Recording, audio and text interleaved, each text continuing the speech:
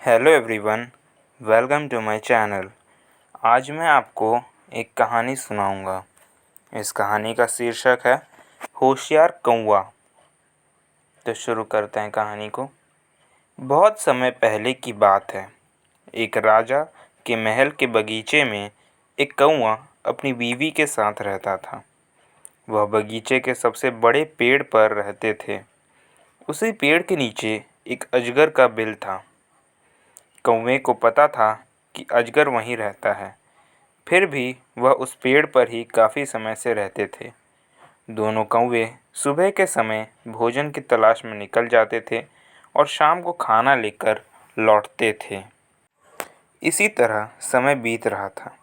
एक दिन मादा कौवे ने 2 अंडे दिए। दोनों बहुत खुश थे। अगले दिन दोनों कौवे अंडे को घोंसले में छोड़कर सुबह खाना ढूंढने चले गए।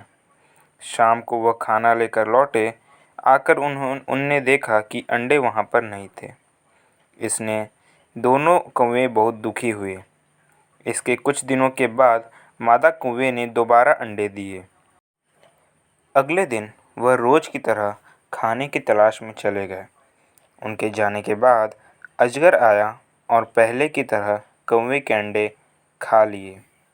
जब शाम को कौवे खाना लेकर लौटे, पेड़ पर लौटने के बाद उनने देखा वहाँ से अंडे गायब थे। यह देखकर दोनों बहुत दुखी हुए और रोने लगे।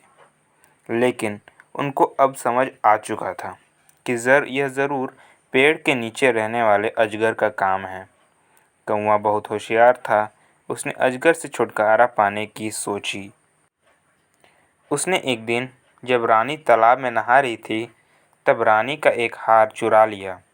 सैनिकों ने यह सब देख लिया। वह कौवे के पीछे लग गए। कौवे ने वह हार ले जाकर अजगर के बिल में डाल दिया।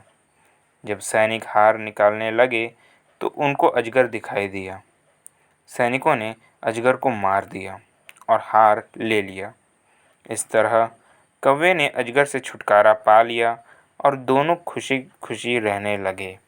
तो दोस्तों, इस कहानी से हमें यह सीख मिलती है कि हम अपनी बुद्धिमानी से बड़ी बड़ी मुसीबत से भी छुटकारा पा सकते हैं। तो इसी के साथ आज की कहानी में इतना ही दोस्तों। मिलते हैं कल एक और नई कहानी के साथ इसी चैनल पे।